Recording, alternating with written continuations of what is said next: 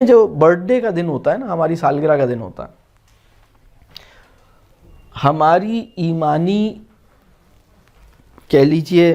یہ ہماری ایمانی ذمہ داری ہے کہ اس دن ہم یہ بول سکیں کہ یا اللہ،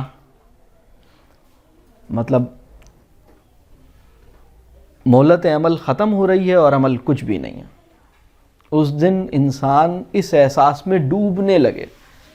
سال کا وہ دن جس میں میں اس احساس میں ڈوبنے لگتا ہوں کہ مہلت عمل ختم ہوئے جا رہی ہے اور عمل کچھ بھی نہیں ہے،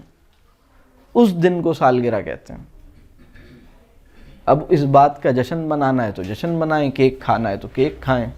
سیلفی بنانی ہے تو سیلفی بنائیں، اس بات پہ کیا کرنے کی ضرورت ہے؟ یعنی سال کا وہ دن جس دن میرا یہ احساس اپنی شدت میں مجھے محسوس ہو، ایک شدت کے ساتھ میرے حواس اور میرے شعور پر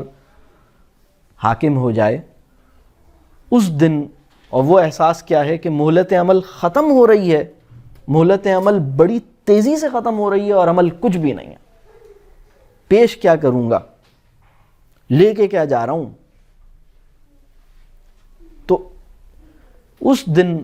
کو ہم سالگرہ کہیں۔ لیکن مسئلہ یہ ہے کہ وہ دن ہماری اس طرح کی کیفیت میں آتا نہیں ہے، مطلب کیونکہ ہم اس پیراڈائم میں نہیں ہوتے،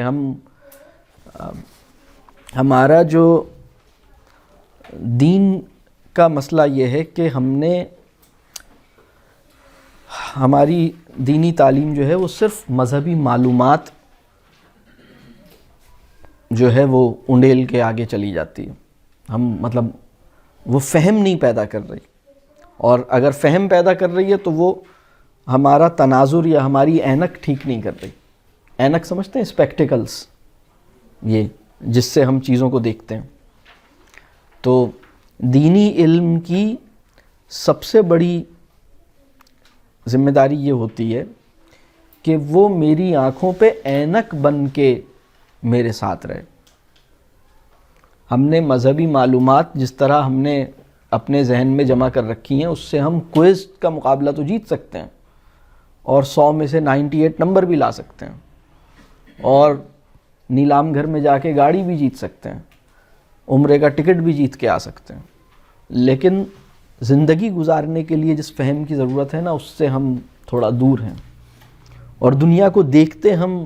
دین کے لینس سے دنیا کو نہیں دیکھتے، ہم تو ایک اور ہی لینس سے دنیا کو دیکھتے ہیں۔ اگر یہ لینس ہے بھی تو یہ جیب میں پڑا ہوا ہے یا آنکھ کے اوپر لگا ہوا نہیں ہے۔